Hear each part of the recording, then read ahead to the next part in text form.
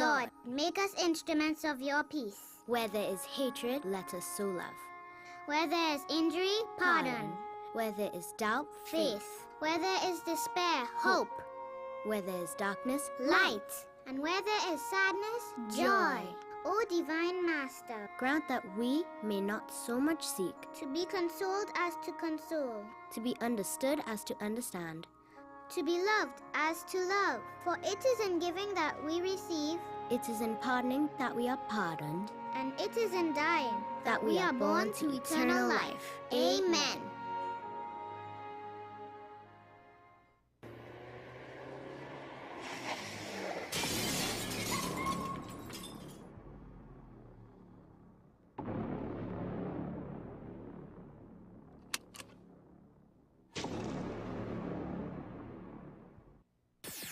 WESN.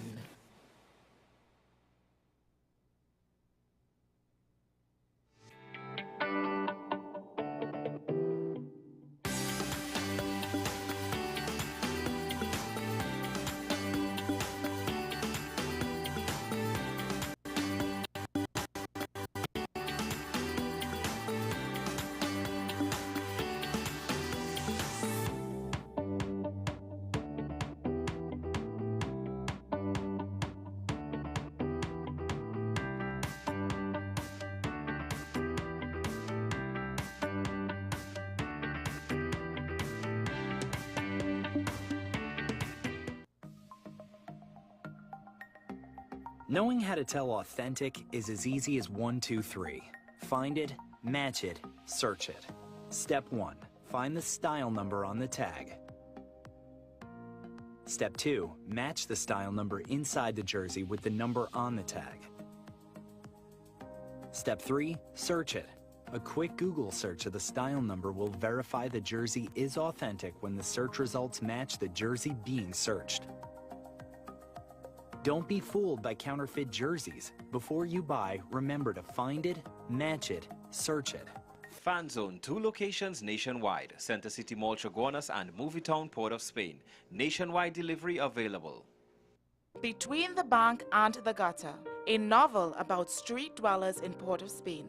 This is a book to make you both laugh and cry. Above all, it takes you to that special space that only street dwellers know. In this moving and riveting human interest story, Harry journeys from insanity to sanity while living on the streets of Port of Spain.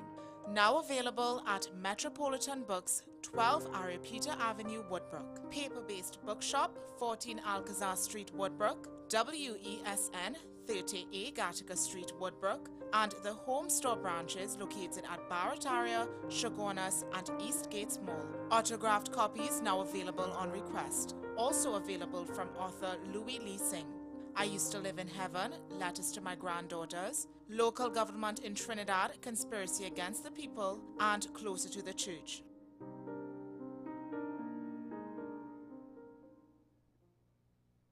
Folks, we're back and better than ever. Your show have always appeared to be a show that is focused on going to the cause or looking to the cause. We hardly ever talk about the white-collar crime, though. We always talk about the ones that involve more as physical violence against individuals. The citizens will only measure transmission when water starts to flow through their taps. The Constitution doesn't talk about local election. Contract mafia that's responsible for looting the country, and they own and operate these politicians. So if you are running a country and you can't say nothing as a prime minister, please take up your bag and go. It is not comparative to the murder figures, but it is in fact very high. I believe he's protecting certain individuals.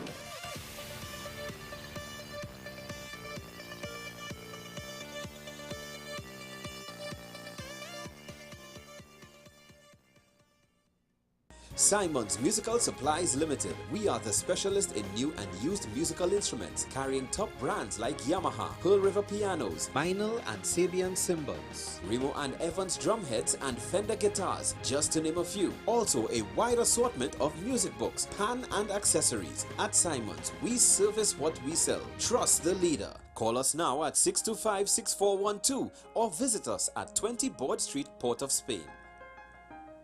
Transform your home with PCU Plus. From stylish furniture to the latest appliances, we have everything you need to create your perfect space.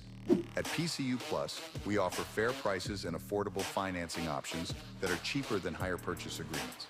With convenient locations in San Fernando, Tobago, Arima, and our lifestyle showroom in Barataria, you're never far from the best deals. Visit PCU Plus today and discover why we're the top choice for quality furniture and appliances. PCU Plus, quality you trust, prices you'll love. Visit one of our locations or find us online to start transforming your home today.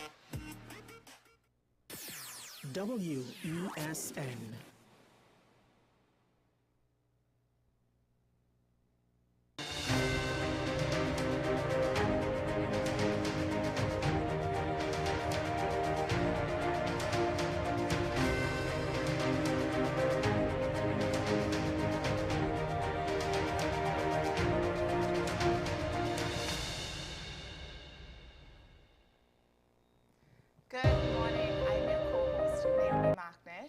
And I am Jada McLeod. And boy, oh boy, are we excited to be back in studio this morning. Well, me at least. This is Jada's first time in studio, and we have a great one ahead. Today, we're diving into a topic that affects not just politics, but the future of leadership in our country. Women in politics. The participation of women in politics the participation of women in politics in Trinidad and Tobago has seen progress over the years, with more women holding leadership positions and being active in governance. However, the question remains, have we truly broken the glass ceiling, or is there still a long way to go? Joining us via Zoom this morning to share her insights is someone who knows the political landscape firsthand. She is a member of Parliament and a representative for Tabaquite, a strong advocate for women in leadership, and someone who's been at the forefront of pushing for greater female representation in politics. Mrs. Anita Haynes-Allen, good morning and welcome to AM Prime. It is great to have you with us. Good morning. Thank you so much for having me.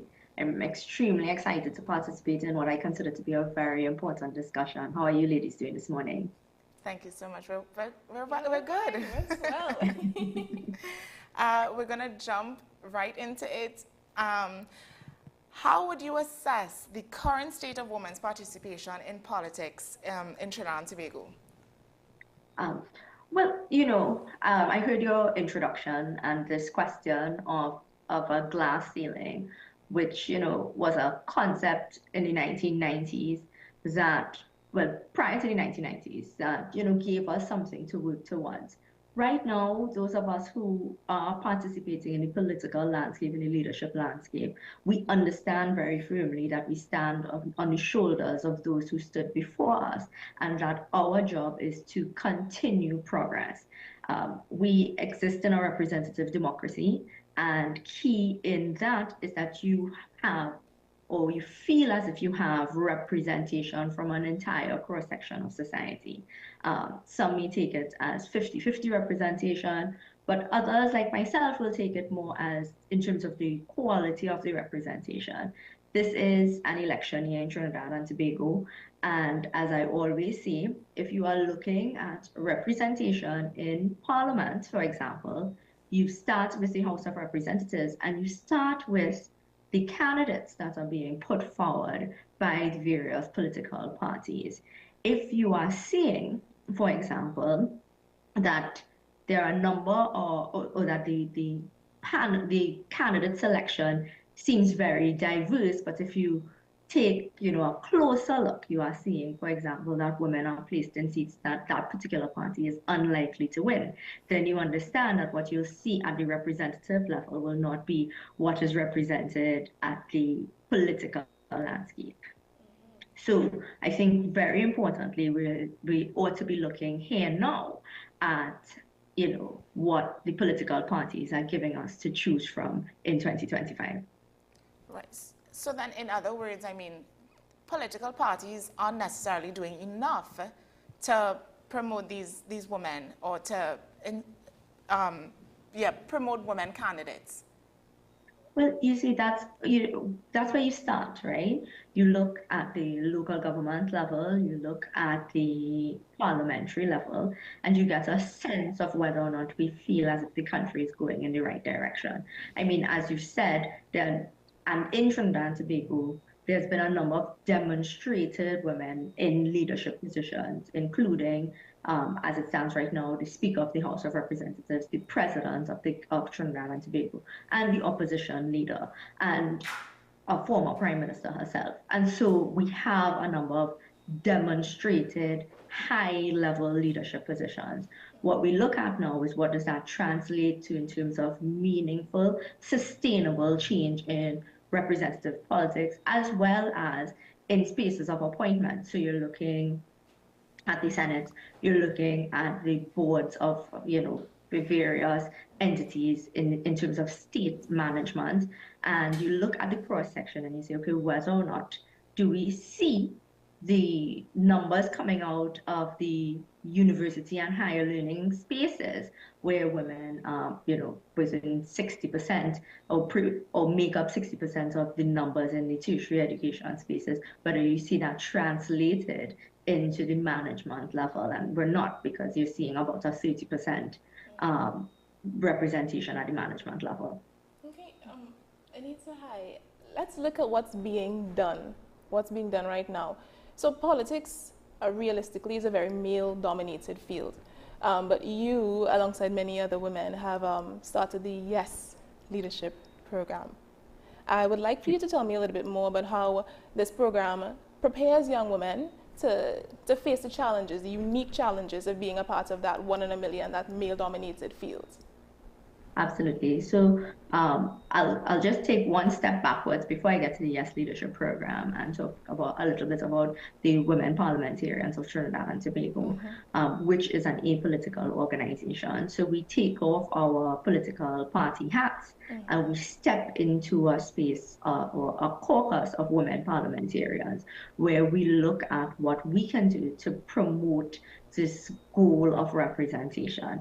And part of that thinking was, how do we mentor another generation? As I started, we understand that we stand on the shoulders of those who came before us.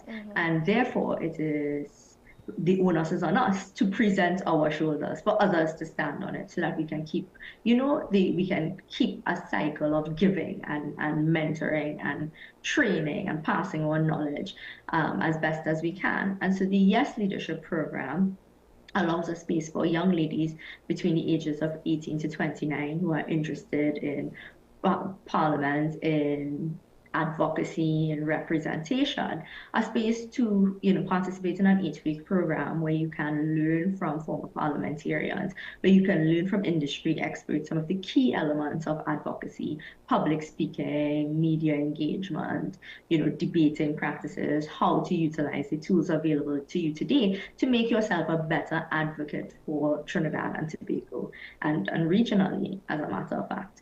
But that is what the Yes Leadership Program is meant to do. It's meant for us, those of us who served in Parliament, to take whatever knowledge we've gathered, whatever experience we've gathered, and pass it on to the next generation of leaders in the hopes that they will build on whatever we've done and continue a cycle of giving a hand up to the next generation. I just want to go back a little bit away from the leadership program, and I want to ask about ways that implementing certain things to kind of level off the playing field when it comes to the gender differences in Parliament. So do you think, implementing a gender quota or minimum female representation in Parliament would make sense?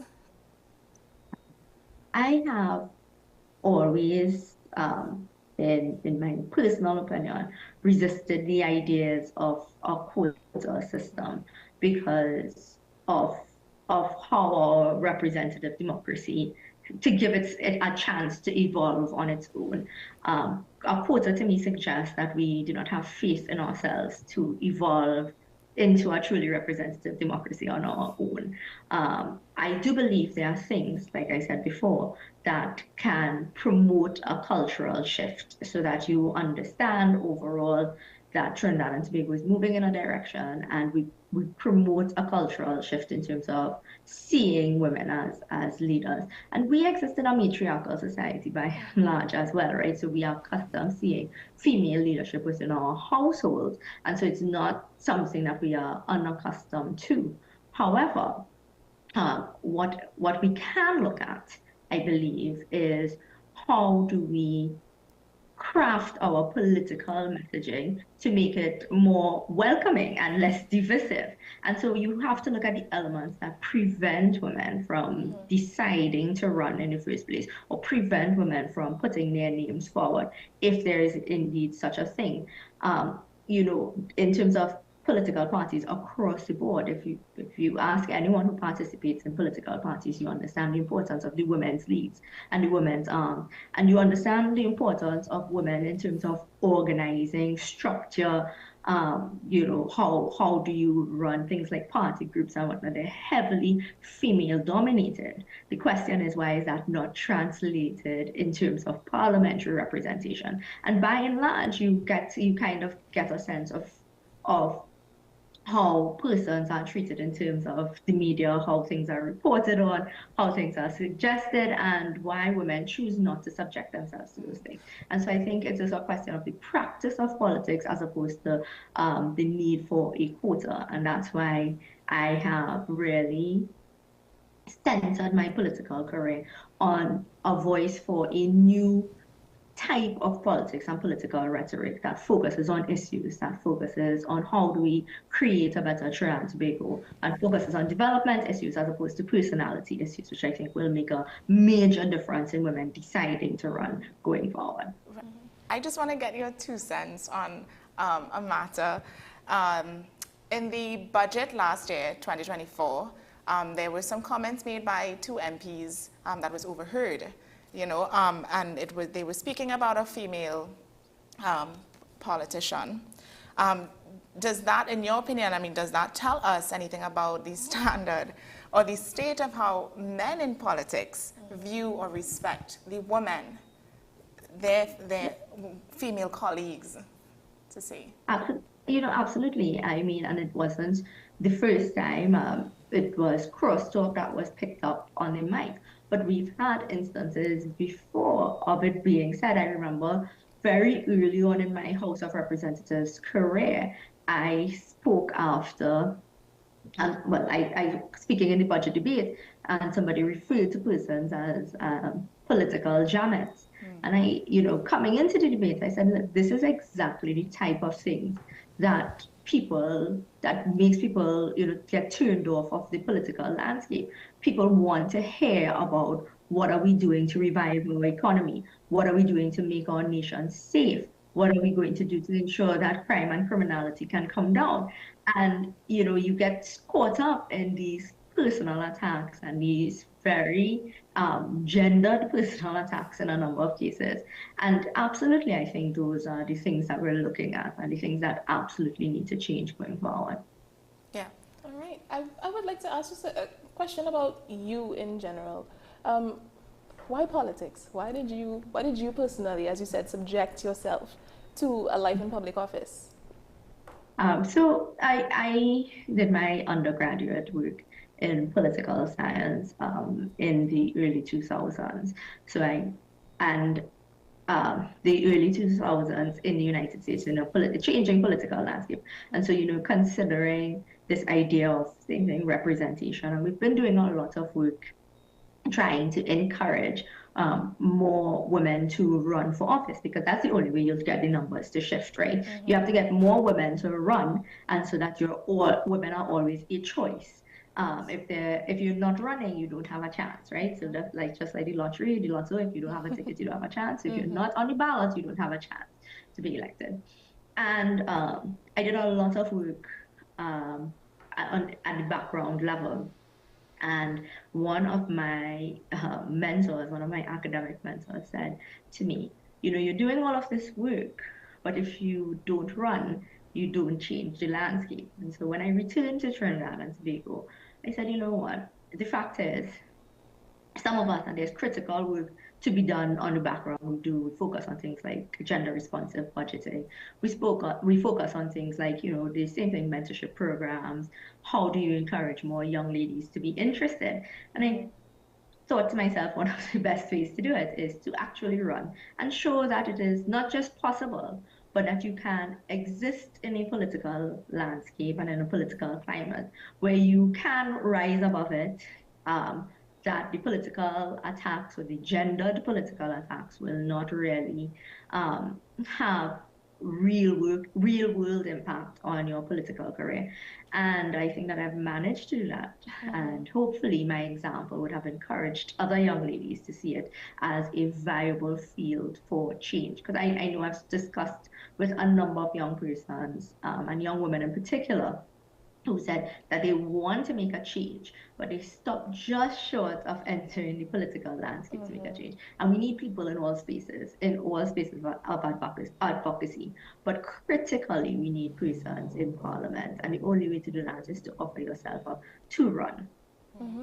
Let's say, so staying on track with making that change, how, apart from the Yes Leadership Program, are there any other initiatives that the women in Parliament are putting forward to begin those changes?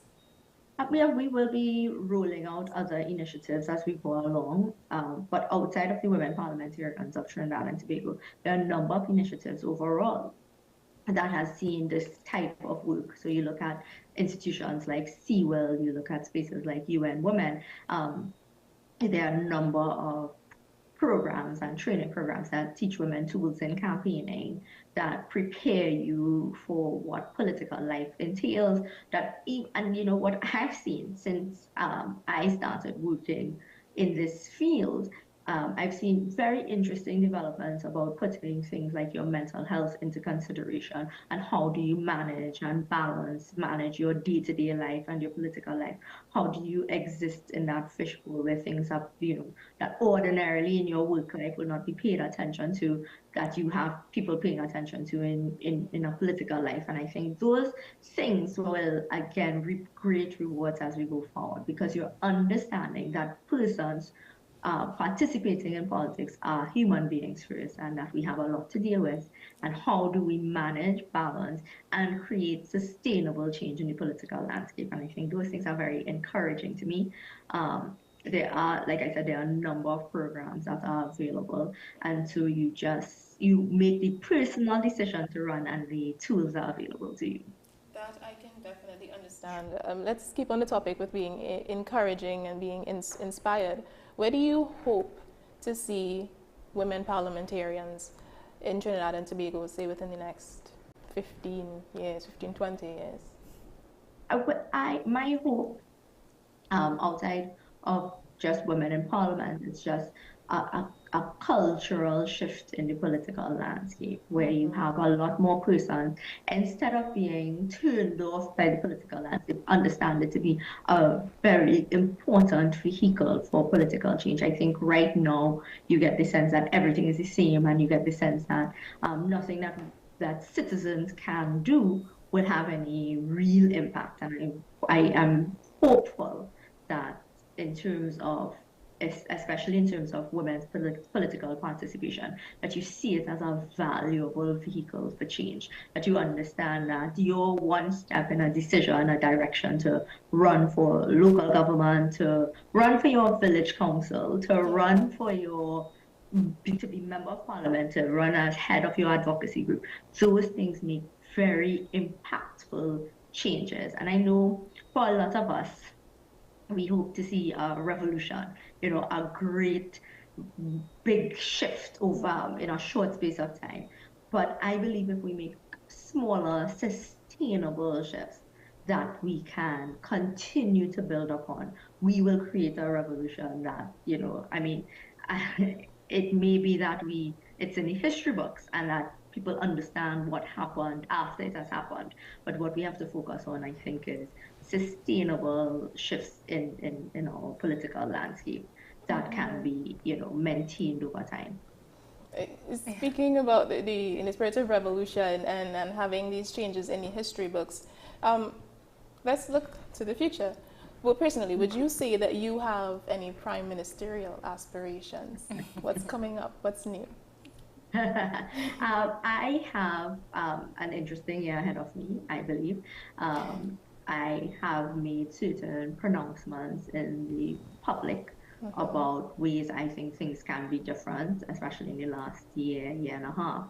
And I think that what is important for me right now is to navigate and to show persons that you can stand for something and still create for yourself a space in the political landscape.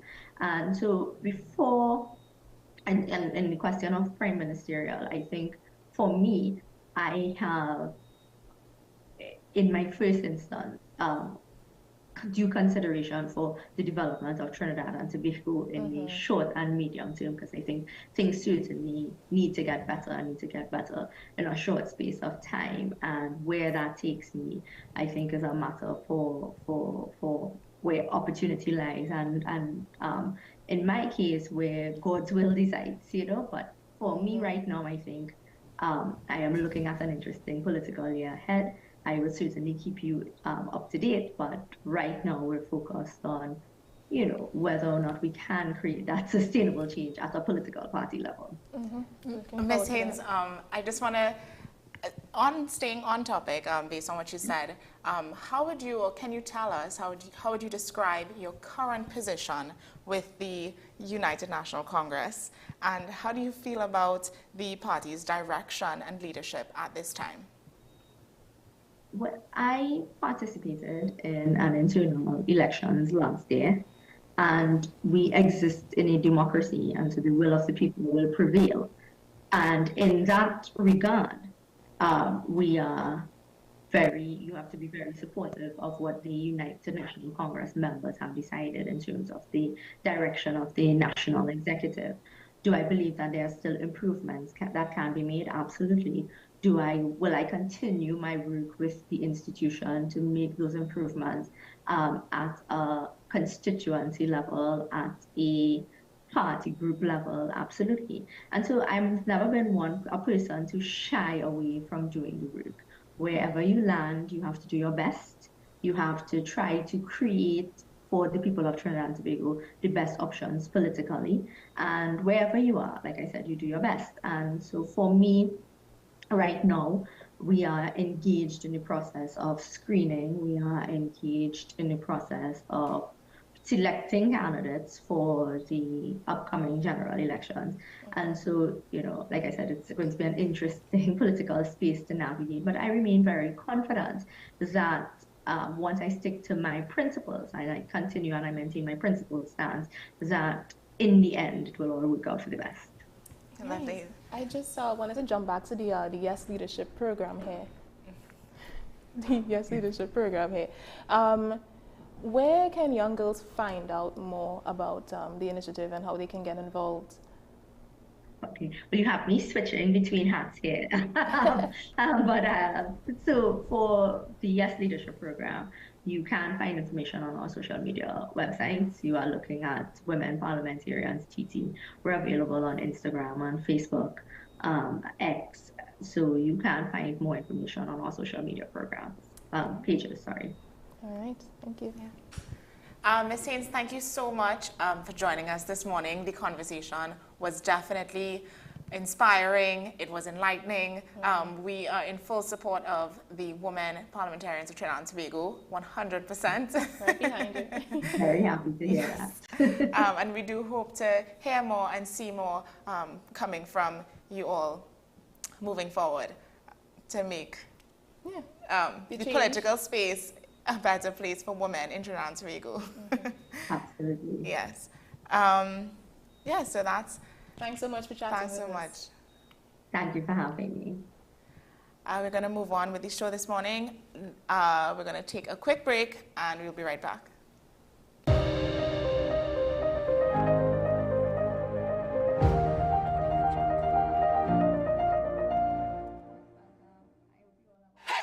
Fan Zone, Your reliable, authentic supplier has just gotten better. You can now visit our website www.fanzonett.com for your authentic wear and collectibles. The only place where you can use both your Visa debit and credit cards.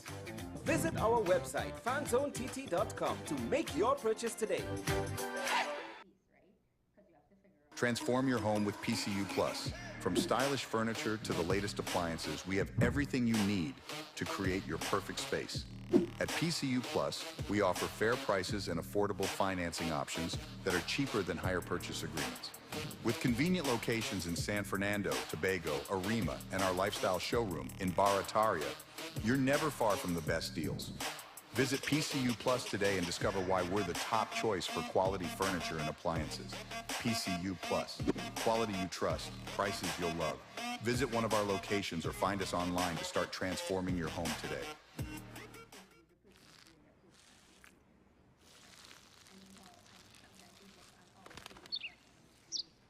Maybe he landed here totally by coincidence.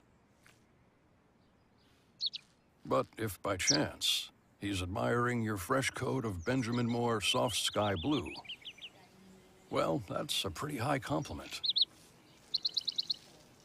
Coming from an expert.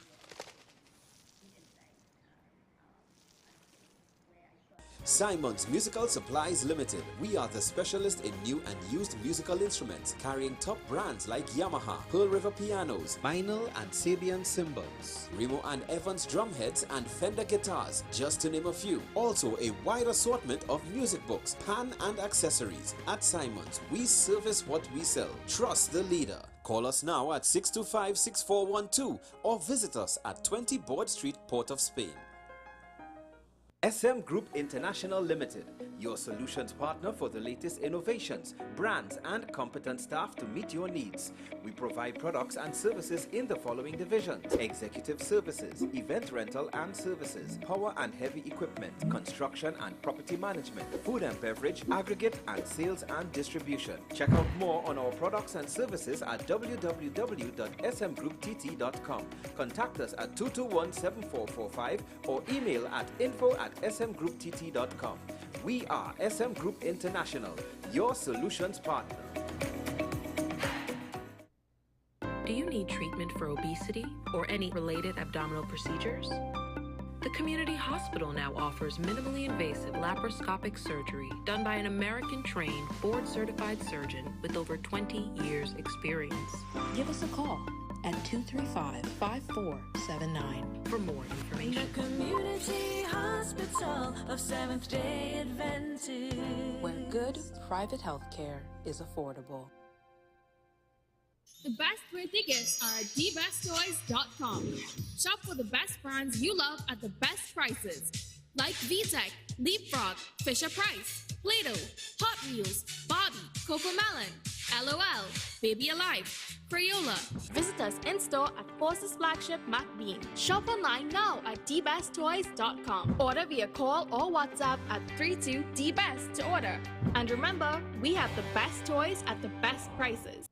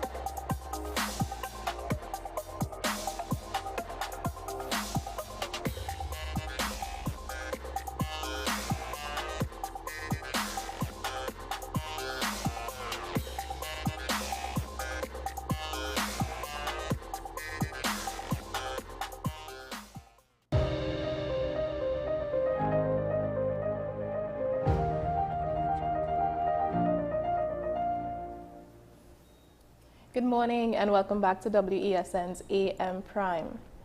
Today we continue with our morning program where we have two guests live on Zoom, two icons in their own right. Mr. Ronald Donowa. Donowa started singing calypso at the age of 4. He plays several music instruments.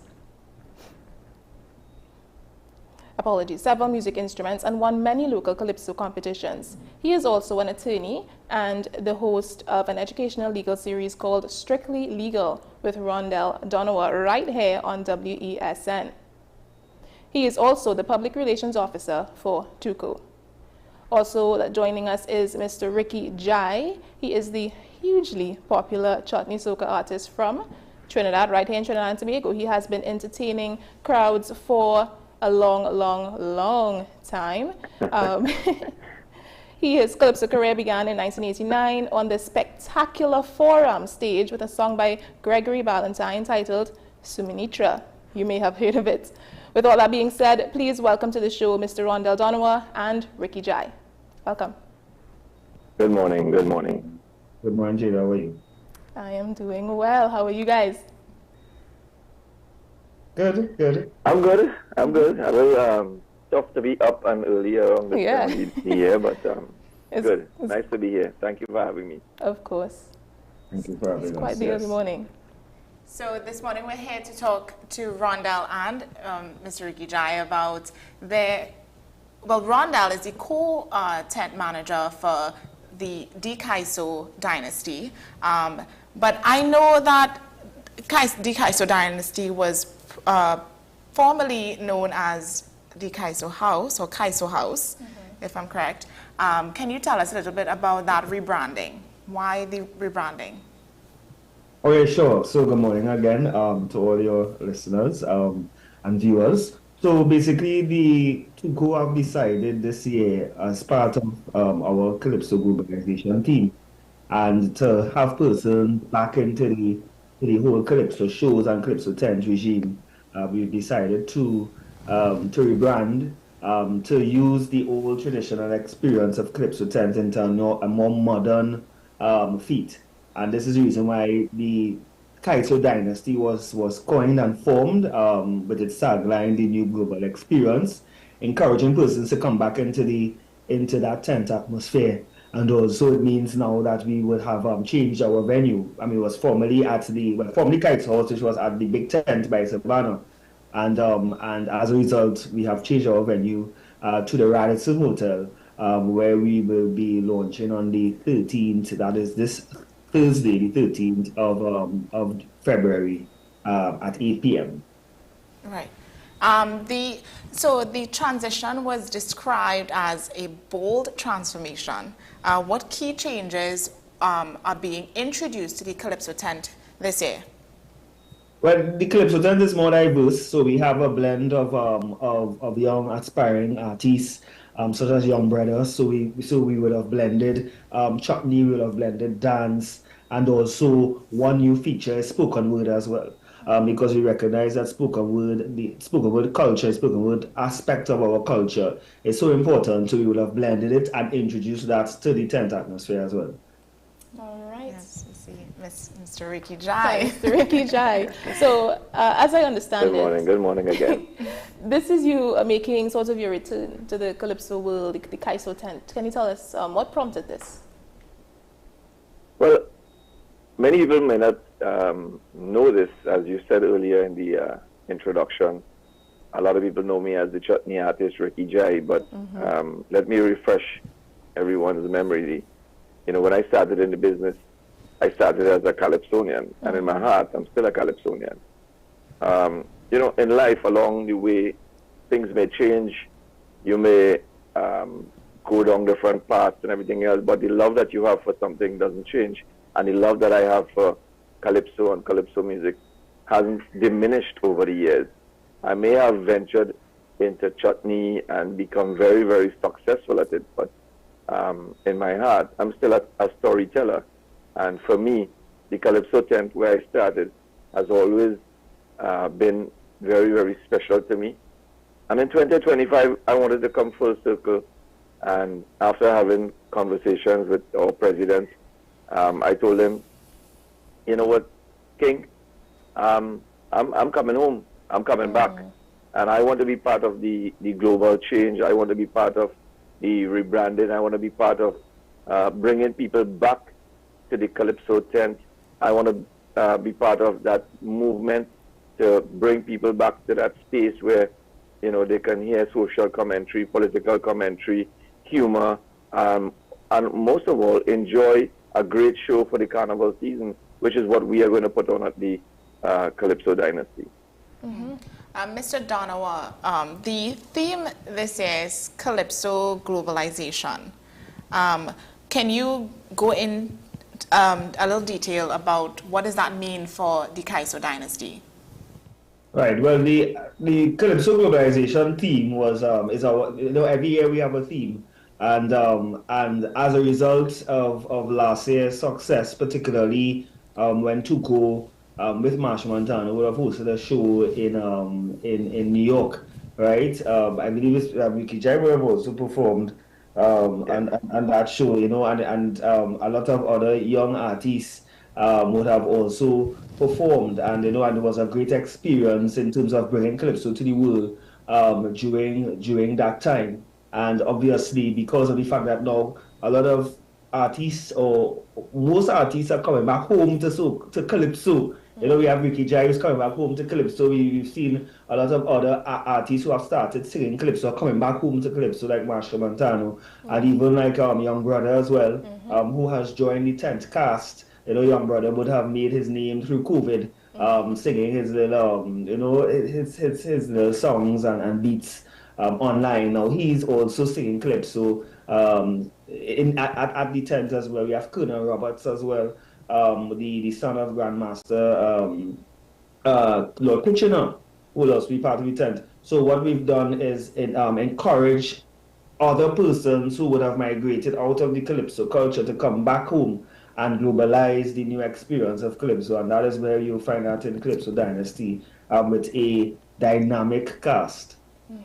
So what I'm liking is that it's sort of the Calypsonians are coming home, and now we're going to take it all out into the world. We're going to make this whole thing international. What for the both of you, a question to the both of you, what does this mean for the culture? Mr. Ricky Jai, you can go first.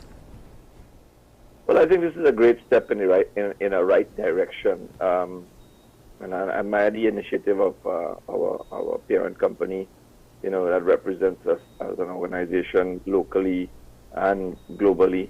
Calypso, many may not know that, you know, Calypso music was highly regarded in America and Europe and in the world.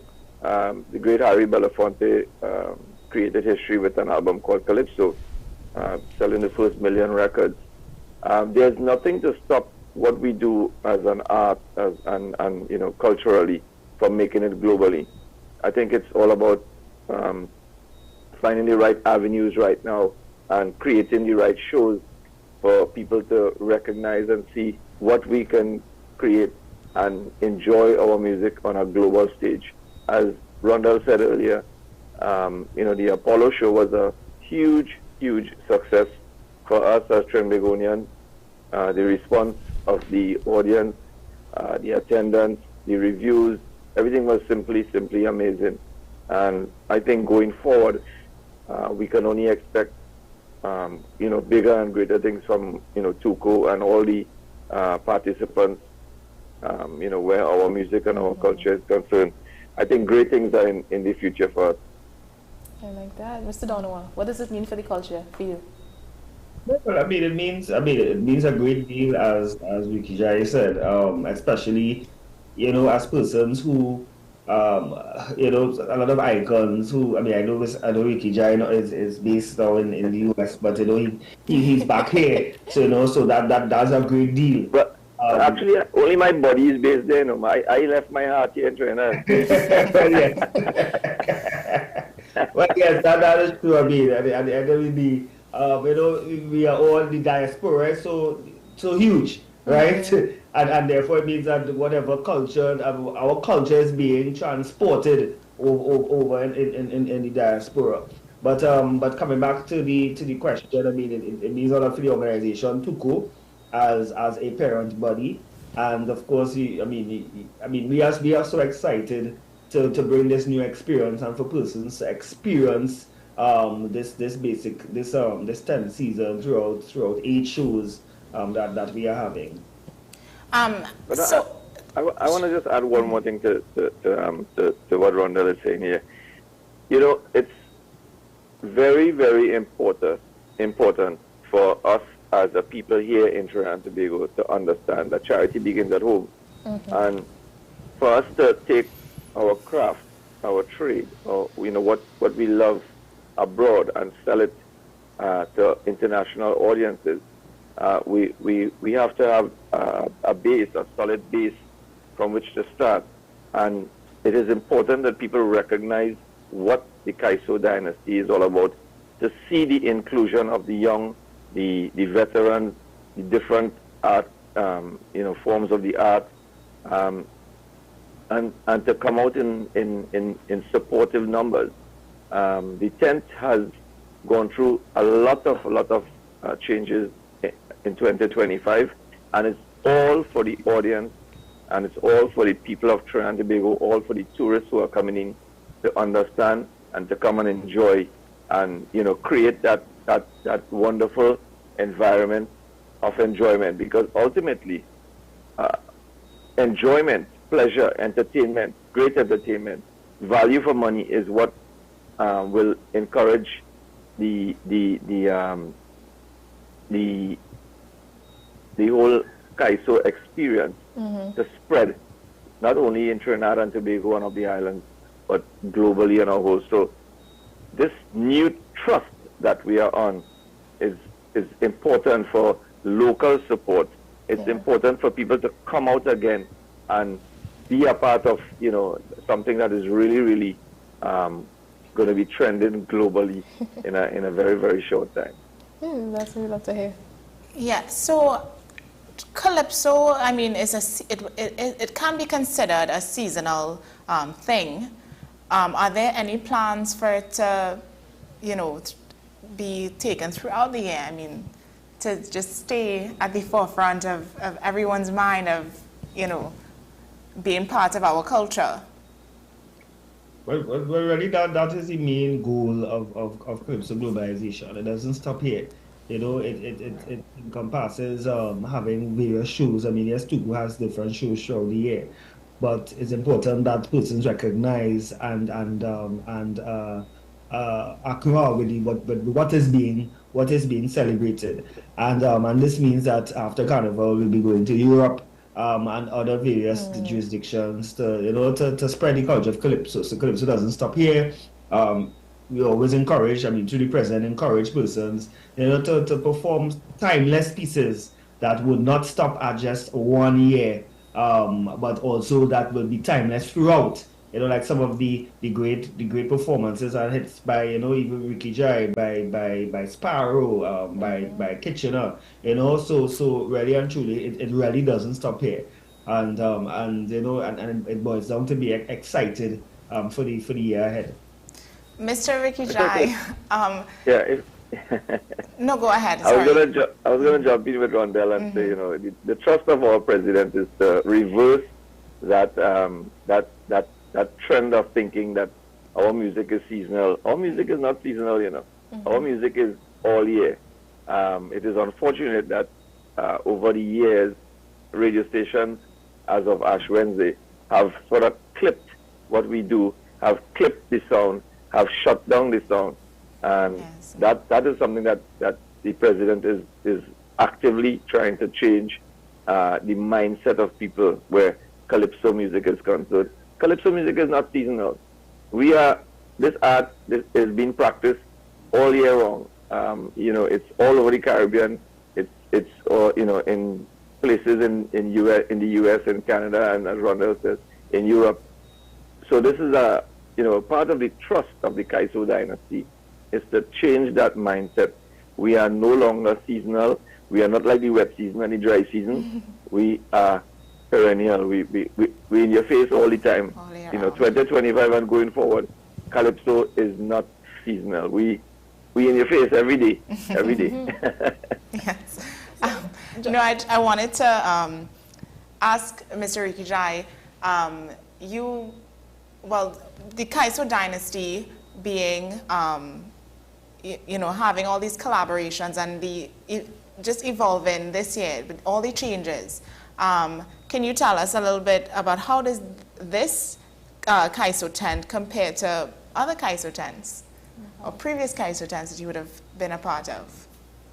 Well, I have only been a part of Calypso Spectacular prior to me being at Kaiso House and now at Kaiso Dynasty. It's a similar experience, I would say, because if you remember Calypso Spectacular from the days, it was a very inclusive tent.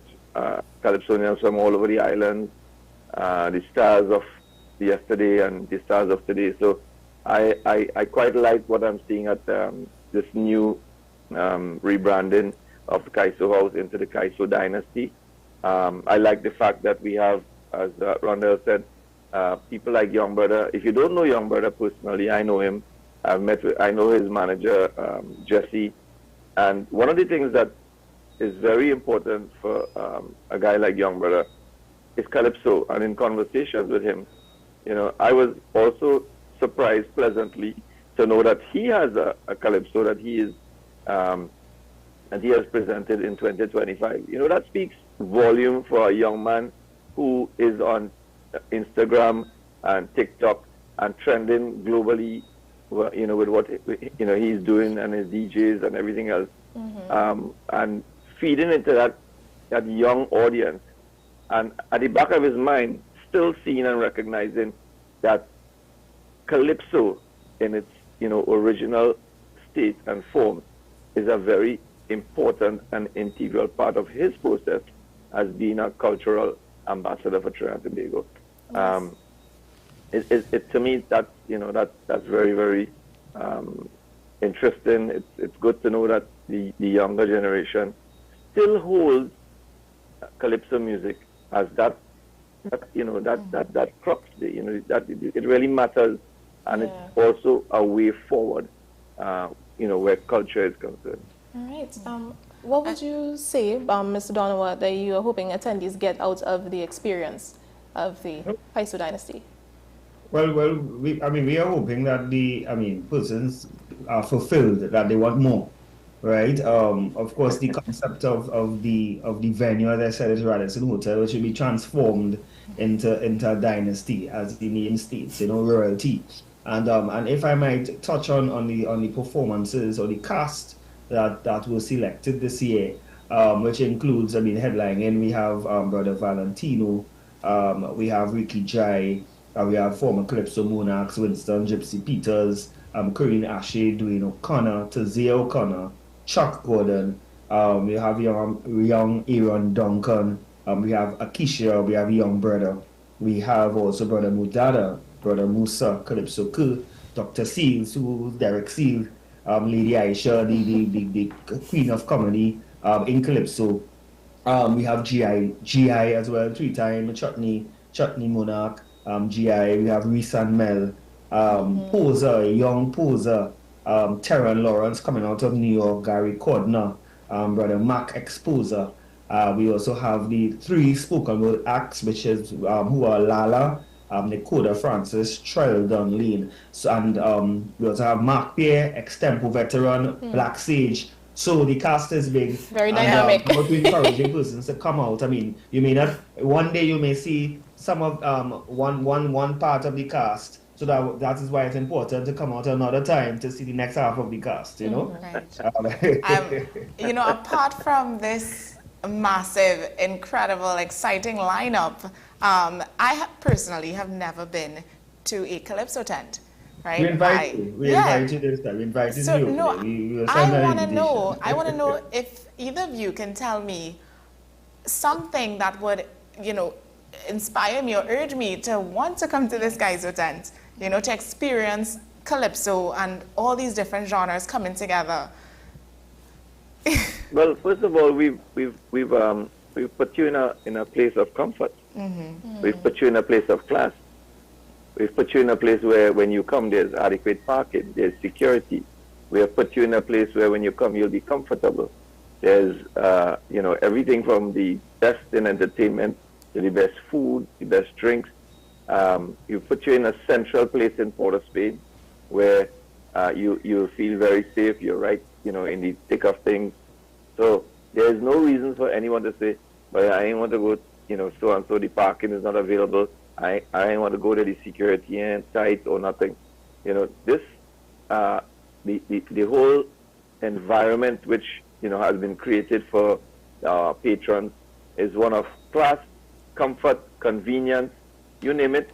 We have put it together and topped it off with the best of the best, the creme de la creme in Calypso, the creme de la creme in Chutney, the creme de la creme of the young and upcoming stars.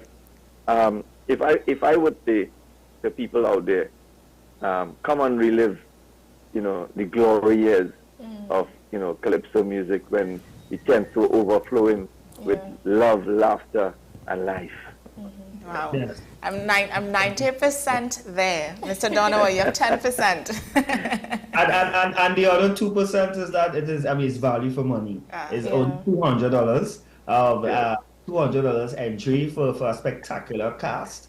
We have 2-for-1 special. That's $300 on 2-on-1 ticket, right? And if you feel as though you want to be important, you can buy the special reserve to secure the seat, which is at $350. So you see, that's the incentive right there. And even further, you don't even have to go to a ticket outlet. You can go on Island Ticket to get your ticket to purchase, or you can visit your ticket outlets nearby. That is Tuco office, which is on 5 Rosalino Street, Woodbrook. All Tuco zonal offices, even Radisson Hotel box office, Crosby St. James, Simon Musical Supplies in Port of Spain, Wack Radio, Coffee Street, and Better Deal supermarkets, which are in Aranguez and Cunupia. So you have really no excuse. So what you're saying, Naomi, we good? We're good. So let's just talk a little bit about the dates, right? So we know the opening is this Thursday, that's February 13th. What are the other days for this tent? Yeah, so the opening is on 13th, as you said. All shows timing starts at 8, and it's guaranteed to end just by 12. Right, so you don't have to wait until 1 o'clock, 2 o'clock listening to music. We also have our next show is on the 14th of February, which is Valentine's Day, and that will be a very, very special show. And our third show will be on the 15th, that's Saturday, 15th of February. That will be Judges Night. That is where the judges come to the tents to judge in the preliminary rounds, so that persons can be selected to advance to the semi-finals, which we call Kaiso Fiesta. Then we have the 19th of February, the 20th of February, which we are having a clash with Kaiso Caravan. That's one of our sister tents based in the east.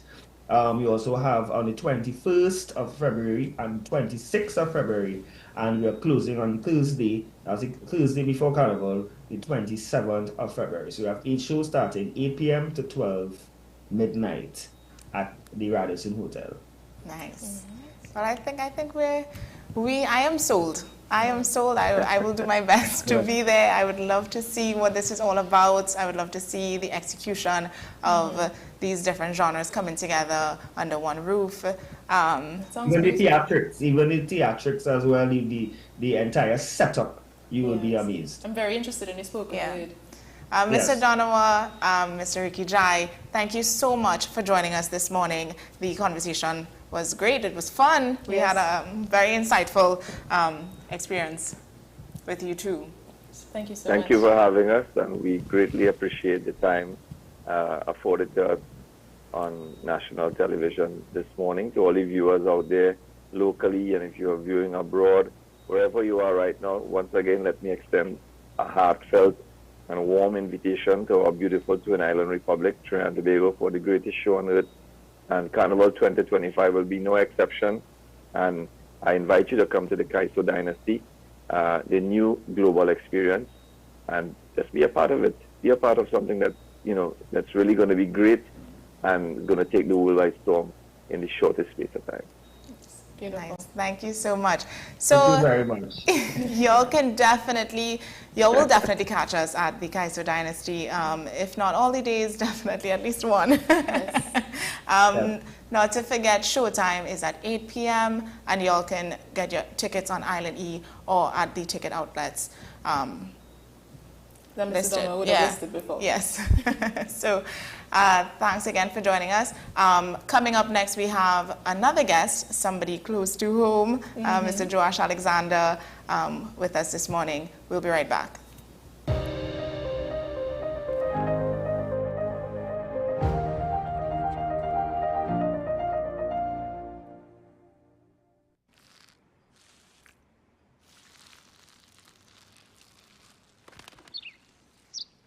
Maybe he landed here totally by coincidence.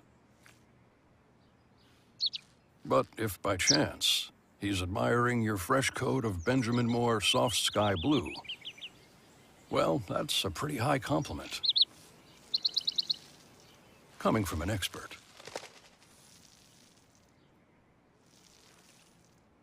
My name is Dr. Stephen Carroll, the CEO at Community Hospital of Seventh-day Adventist, and we are committed to making good private healthcare affordable. For all your medical needs, including dental, radiology, laparoscopy, behavioral and mental health, along with many other services, contact us for more information at 235-5479. Community Hospital of Seventh-day Adventist, where good private health care is affordable. Transform your home with PCU Plus. From stylish furniture to the latest appliances, we have everything you need to create your perfect space. At PCU Plus, we offer fair prices and affordable financing options that are cheaper than hire purchase agreements. With convenient locations in San Fernando, Tobago, Arima, and our lifestyle showroom in Barataria, you're never far from the best deals. Visit PCU Plus today and discover why we're the top choice for quality furniture and appliances. PCU Plus. Quality you trust, prices you'll love. Visit one of our locations or find us online to start transforming your home today.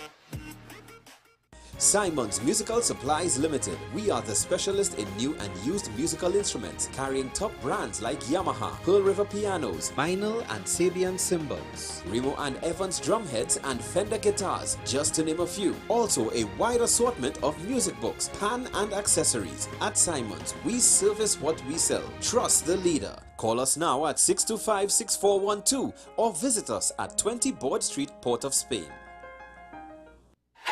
FanZone, your reliable, authentic supplier, has just gotten better. You can now visit our website www.fanzonett.com for your authentic wear and collectibles.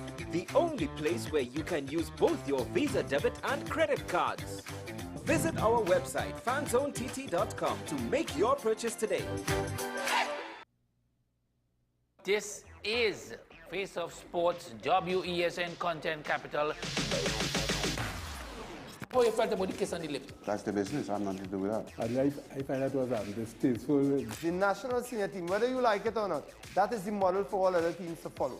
I'm assuming that the regional requirement may be a much stricter requirement. This is not about Pro League and Super League. This is a league run by the Normalization Committee that I'm responsible for. Nobody expected FIFA to fund this arrangement. If we don't get a professional attitude towards this, we are doomed for failure. You break the balance, trip the leg, control the body. They ain't gonna stand put forever. Why you want the Chiefs to lose so? Why you want the Chiefs to lose so? They already have two. Lamar don't Why? have. You're jealous because you know the Chiefs getting closer to the Patriots. Let's go to the last part. No, of not no. Let's go to the last part.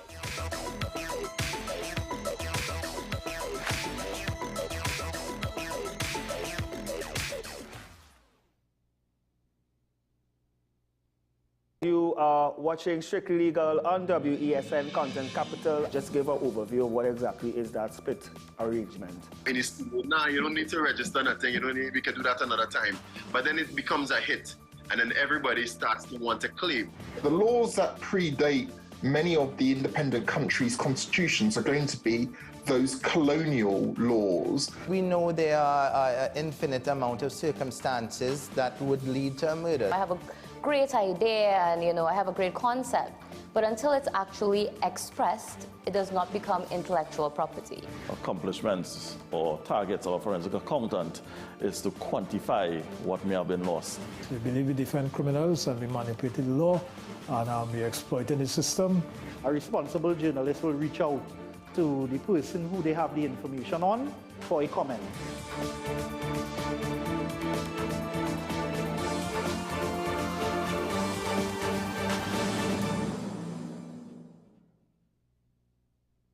This is 10 Questions. I'm Andy Johnson. The distance from where we should be in the world in going forward on our commitments with climate change. The effects of climate change that cannot be accounted for. It's called loss and damage. And we're seeing loss and damage happening so much more in this decade and the previous decade. The principal term there was this question of the correspondent banking issues. That is why we're trying to build capacity with this country here, Trinidad and Tobago, and other countries in the region. Man is not showing any signs of stopping or even slowing down. More than half of the forest in Trinidad is already gone. All the plants and all the animals and all of the nice clean water and fresh air and everything had to be on this planet for humanity to have a chance. We have small change when it comes to countries that can take decisions, and when they speak, the world listens.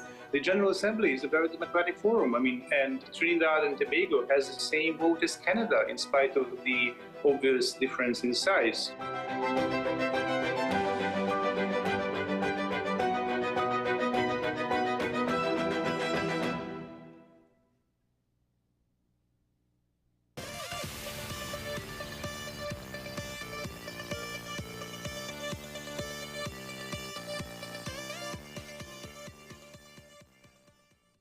We are tackling the hard-hitting topics, some controversial topics, some topics we sweep under the rug. You don't always have to forgive in a relationship for it to move forward. If it is you are in a situation where you forgive the person, but to the detriment of yourself, what are you really doing? It is very uncommon for somebody in the younger age group to have dementia. Atheists don't not believe. Is that I can't disprove God, but you also can't prove God, so we cannot a stalemate. We'll focus on the woman who's been the victim, right, or the man has been the victim. We exclude the children. Folks are trying to study the underlying brain mechanism to figure out how does this particular disorder happen in the brain? How is the brain processing this? Don't worry about AI, worry about humans working with AI. Are you willing to learn new skills to stay relevant for the future job market? That's the challenge that people are going to struggle with.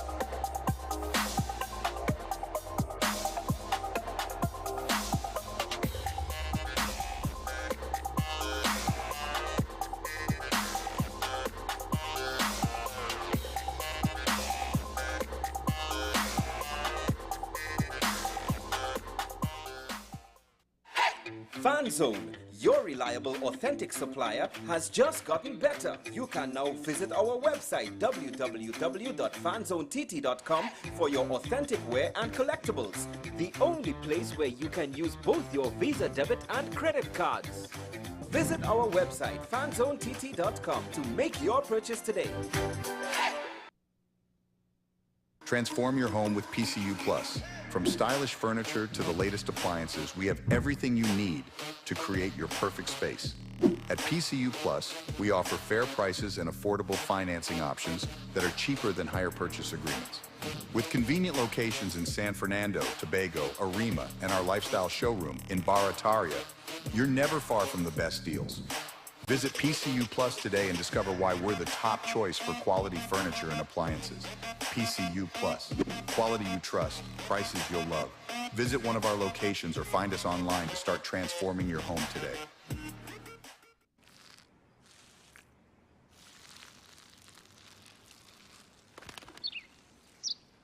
Maybe he landed here totally by coincidence. But if by chance he's admiring your fresh coat of Benjamin Moore soft sky blue, well, that's a pretty high compliment. Coming from an expert.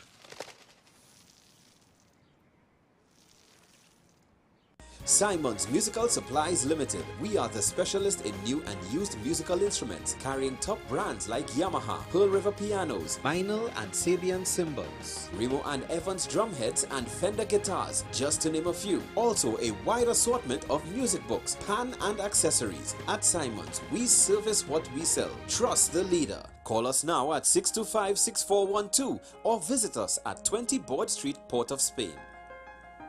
SM Group International Limited, your solutions partner for the latest innovations, brands and competent staff to meet your needs. We provide products and services in the following divisions: executive services, event rental and services, power and heavy equipment, construction and property management, food and beverage, aggregate and sales and distribution. Check out more on our products and services at www.smgrouptt.com. Contact us at 221-7445 or email at info@smgrouptt.com. We are SM Group International, your solutions partner.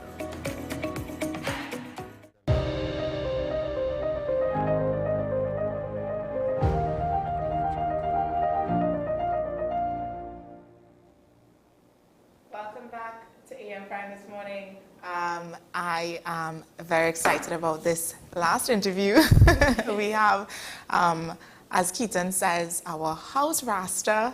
I believe that's it. I could be wrong. I think I botched that. That's okay. This morning we are joined by a man that wears many hats, Mr. Joash Alexander. He's not only the senior editor at WESN, but also an entrepreneur in the agricultural industry. On top of that, he's a dedicated single father, balancing his passion for media, business, and family. How does he manage it all, right? And yeah, how does his journey in entrepreneurship been? What has his journey in oh my gosh, I'm so sorry. What has his journey in entrepreneurship been like? And we're about to find out this morning. Welcome to the program, Joash. Good morning, good morning. Thanks for having me. Good morning to your viewers as well. And good morning, Joash. So my first question to you would be, do you have a secret like 10 to 15 hours extra in a day? Yeah?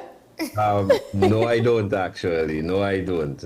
Just a lot of planning and sleepless nights sometimes. Well, actually, yeah, when you think about it, yeah, a few nights and I do get a few hours, yeah.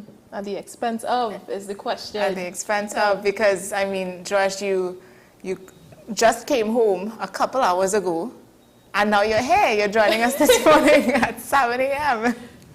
Yeah, well, the thing is, if I did not come home that hour, I would have been in studio with you all. But you know how these things go sometimes, and well, thank God for technology. In this case, I was able to just log in. Yes. You know, if you look very closely, you might see a little red in my eye, but you know, that's fine. That's fine. You look good. You look good. So, Joash, jumping right into it now, how do you juggle your responsibilities as a parent, being a single father? I know that comes with its own challenges. So, and then being an entrepreneur, that also comes with its own challenges. So let's talk about that.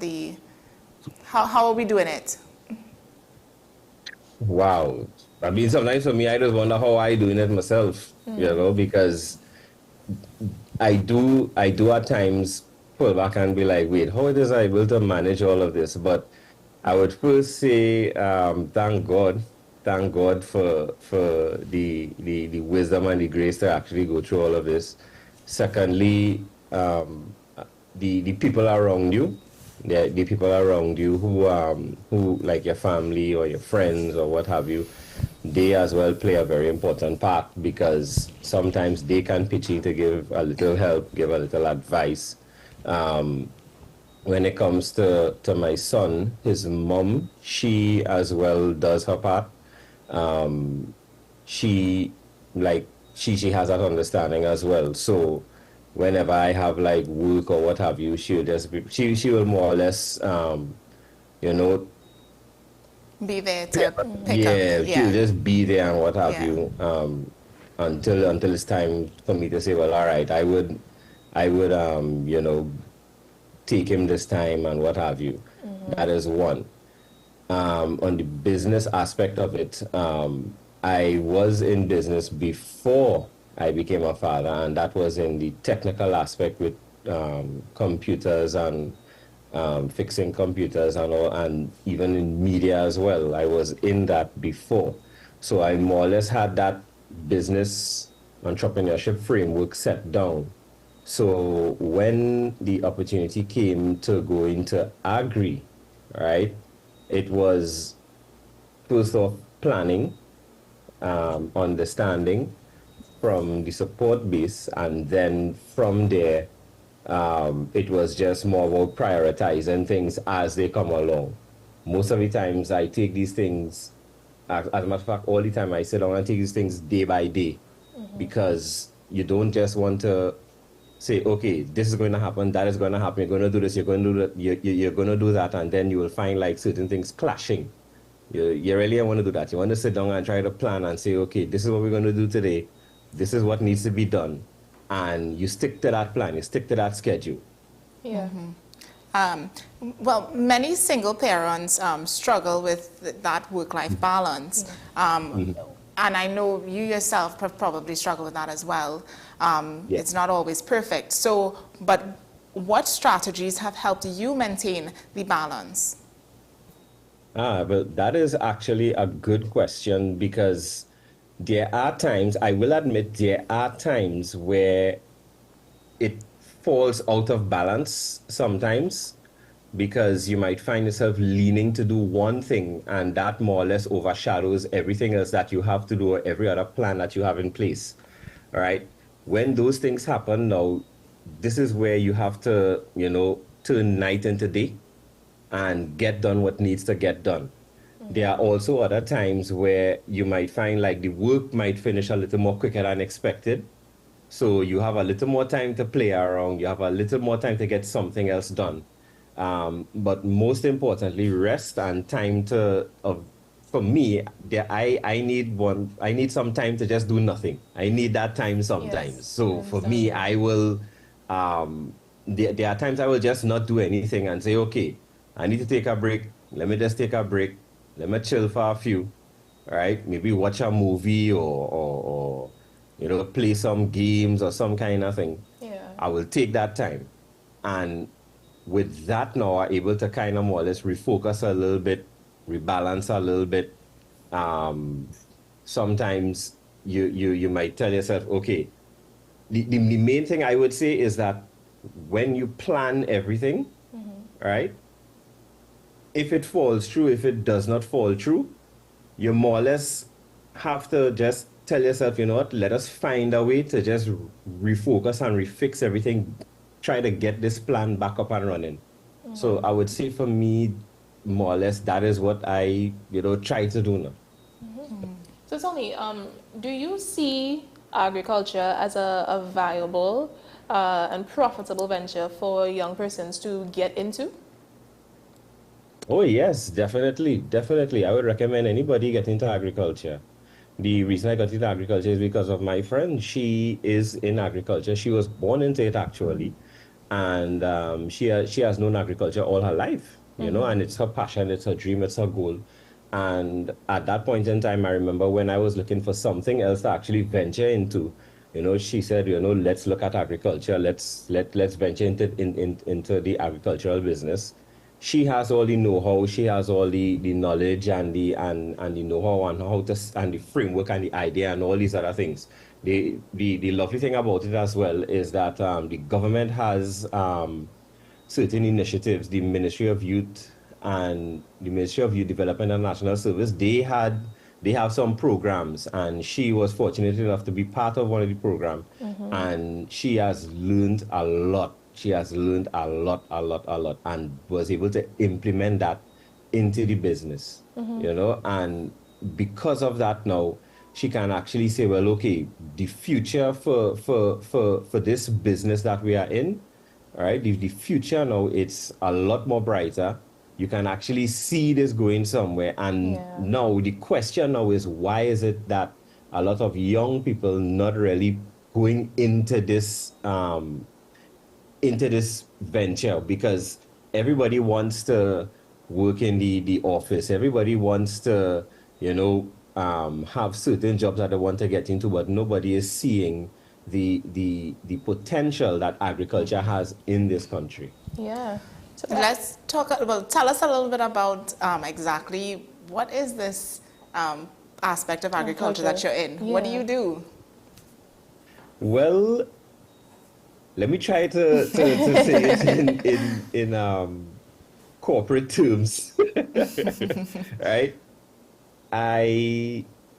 We sell chicken.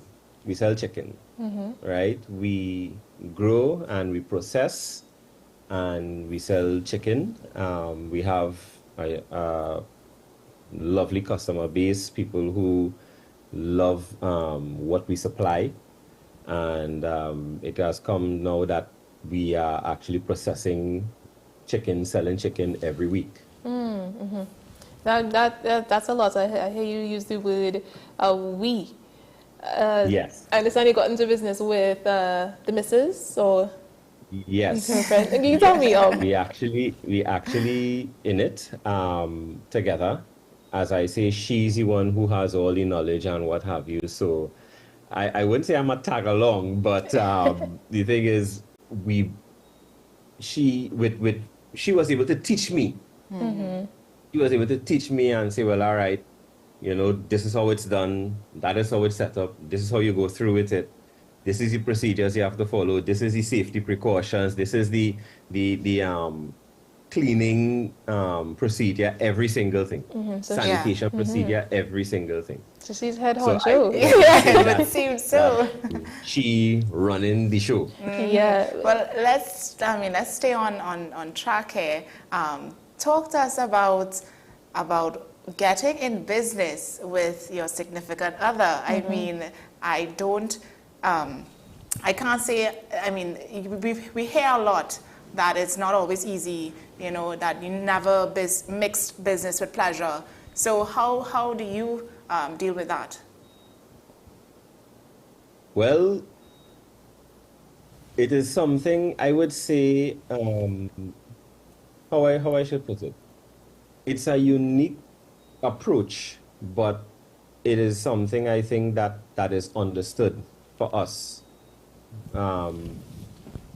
When she approached me, all right, and she said, this is something for us to get into, all right, we kind of more or less understood, well, all right, this is something for the future that both of us could you know, live on. This is something that both of us could do together, you know, and with all the sweat and with all the days and the hours and the time we put in, right, and seeing it grow, we more or less kind of form a little more stronger bond, right? There are times when it is we will not see eye to eye. There are times we wouldn't agree on certain things, but then for the length of time that we're doing it, we reached a point where it's, you know, it's all about we understand all the little disagreements that we will go through. We understand it and we realize it's just that both of us just want betterment for what we have. You know, so it's not about, you know, the feelings moving and being a kind of way because, you know, one person not seeing the other person's perspective, anything like that. Both perspectives are taken into place, and I would say mainly because of the communication that we have. We sit down, we talk, we say, all right, let's look at this, let's look at that. What do you think about this? What do you think about that? It will definitely take a certain level of maturity to just stay on track and not let certain disagreements, personal disagreements, get in the way of business. Yeah. So. Yeah. I totally agree with you, Naomi, because most people have a tendency when it is they don't agree, it kind of more or less stretches and touches everything, whether it be the parenting, or whether it be the business, or whether it be the relationship, or you know, if it is one person like with their friends, they actually come out and they show it and stuff like that. Now, when there's a disagreement, that disagreement is dealt with. If it's not dealt with, it's put on the shelf. Business comes in, business as normal. Mm-hmm. I like that approach. That's how it's dealt with. I like that approach. And I understand that you're quite a traveler.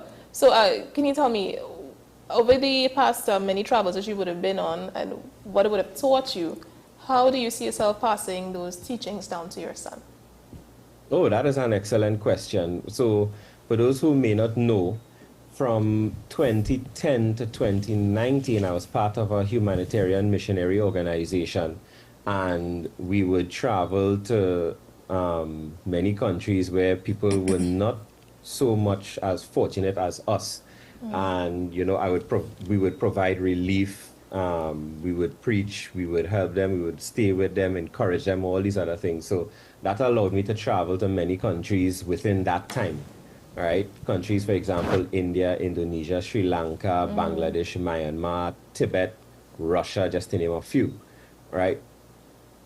Those trips that I've been on, seeing what people don't have or what people would like to have, and it's not like luxuries, it's basic cost of living.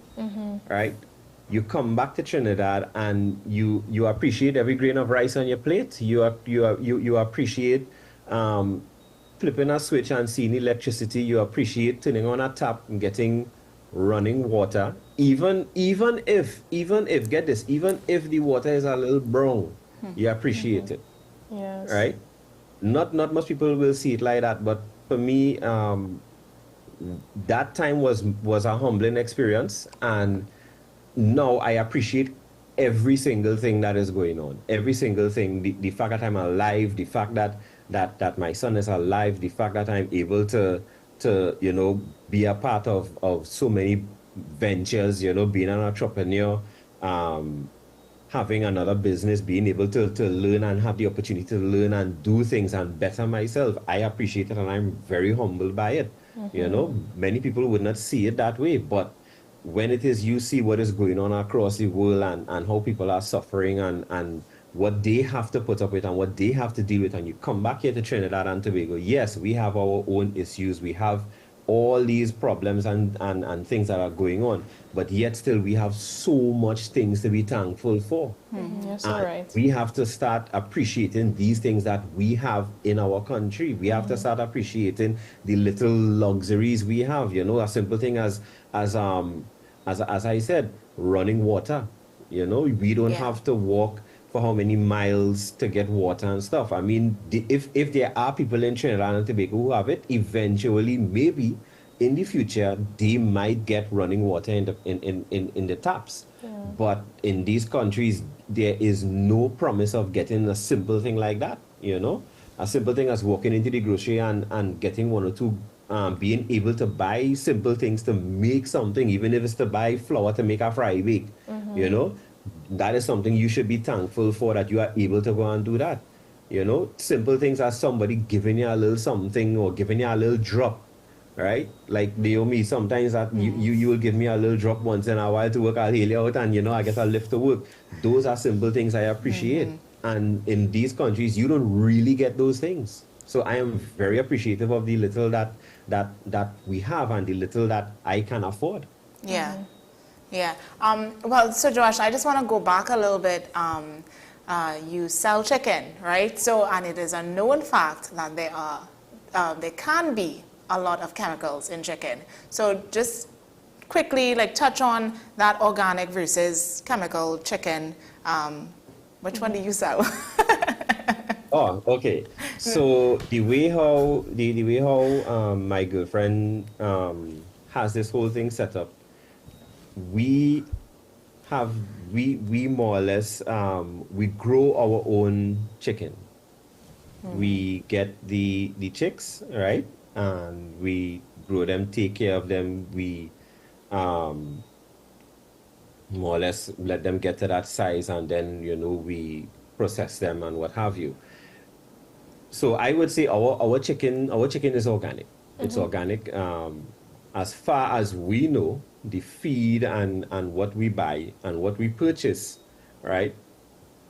That is what we get from persons that she has spoken to, that were recommended, right? And it's according to certain standards. The food, the feed that we get has its standards and what have you, right? It has the balance of nutrition in the food, right? Now, yes, we all know that there are organizations or what have you. We have heard it already. You see this huge chicken and you'll be like, wait, this thing blow up big and what have you. And we're talking about chicken being injected and stuff like that. That is something we don't do. Me personally, I don't know about how to inject chicken and all these other things. All I know about is patience, right? Getting up, And making feed the sure that chicken they are properly. taken care of, making sure that they have proper feed, proper water, they have a proper living condition so that they can be comfortable, right? Ensuring that they're not stressed, ensuring that they're not suffering, making sure they're not sick, and if they are sick, my girlfriend, she is the one who actually, based on what she learned, she was able to say, well, okay, we could use some natural remedies, natural things, right? For example, a little garlic could go a long way, and more or less that is what we use. So Not just for yeah, humans, but for and chickens too. I would say, based on what I've eaten and what I've eaten from what I've grown, there is a huge difference. There is a huge difference. I would say that. Yeah. Joash, I think we can consider this business a family business, right? What is your son showing any interest at all in the agricultural industry, in what you do? Or would you encourage your son to get involved in this industry or in the business? Yeah, that is a good question, Naomi. That is a really good question, because when I was young, my dad, the profession that my dad is in, I did not want to do that. I didn't really fancy it that much. And he never come down on me and terrorize me because of my decision, right? He more or less said, well, all right, whatever you want to do, you actually find a way to do it, And I remember when I went to do my first PC computer repair course, I cut my neighbor yard. And with that money, I was able to go and use that to register and sign up for the course, right? Nice. So, and that freedom that I was given to choose what I want to do, right? I believe that I should pass that down to my son. Whatever he wants to do and whatever he wants to be in life, right? That will be his choice. Obviously, once it's a legal, once it's a legal venture, right? But however, with what I've learned and all the skills I've learned when it comes to media, when it comes to mining and processing chicken, whether it comes to fixing computers or what have you, the skills that I have and what I know, I will show him. I will tell him, okay, this is what I can do. You can do this. This is what I can do, And so that way he will have his options. And even if it is, he does not want to do any of these things, that is fine. That is okay. You choose what you want to do, right? But you might have these other skills that I will teach you, and you can implement them if you want, whenever you want, however you want. Yeah, that's nice. Got that. So we have to start wrapping up, but one quick question again. Do you have any plans? I'm not sure if egg production is something that you have in the works with these chickens. Well, that is another good question. I would say based on what I have seen for the length of time that I've been in this aspect of agriculture, the possibilities are amazing and endless. No matter what you get into, there is always something else you can get into. So whether it's going into farming, maybe with plants and crops, right? The possibility is there.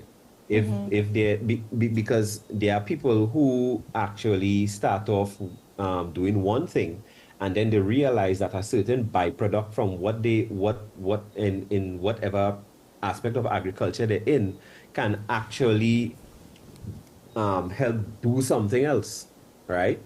And you find like because of that, the potential that agriculture has, I would say it's truly amazing, and I would say that you can go further. You can go. I mean, we could go into eggs. We could go into maybe farming other animals. We could go into crop production. You know, whatever the future holds. The main thing is that these things go hand in hand, and we are able to find ourselves doing something else. So, I mean, the future looks bright. It's very hard work. I would say that it's a lot of hard work, really hard work, right? But the possibilities are endless, and I know that wherever we choose to go, wherever we choose to venture into, what is the next step, I know for sure that she and I more than equipped to handle it. You know, she, as I say, she's the one who knows everything. You know, so I'm learning from her. So whatever she says, okay, this is something we could venture into. Look at how it works. This is how it's done. Yeah, one time we're going into it. All right, so just to wrap up quickly, if you had to give three words of advice, so just 3 words that you would tell a 25-year-old Joash or any other 25-year-old entrepreneurs.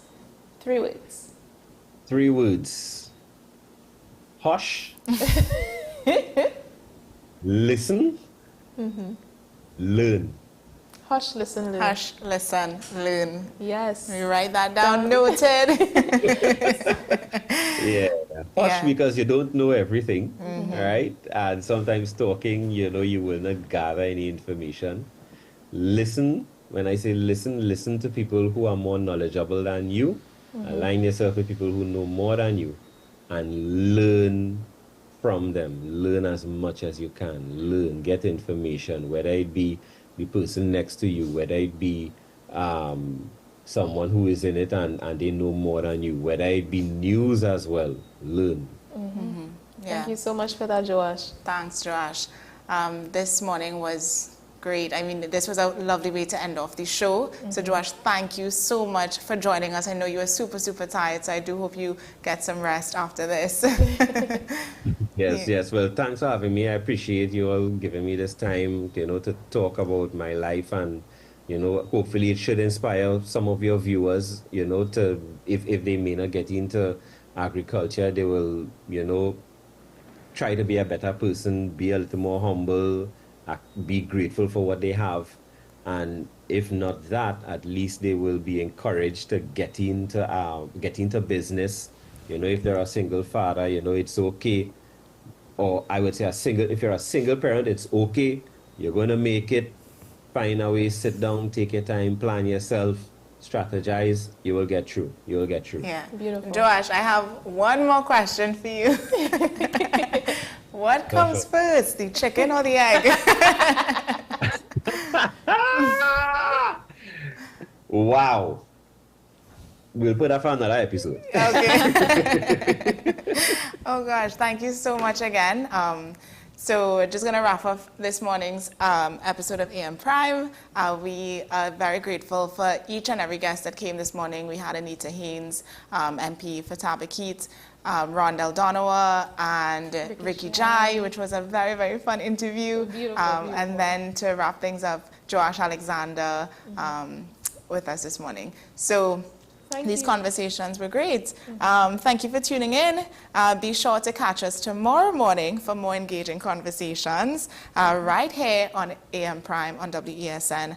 Until next time, take care and have a great day.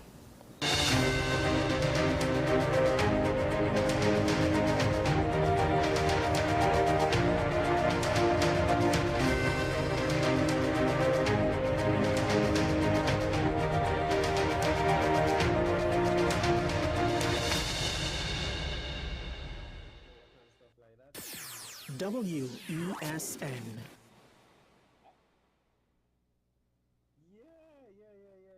My name is Dr. Stephen Carroll. the CEO at Community Hospital of Seventh-day Adventist, and we are committed to making good private healthcare affordable.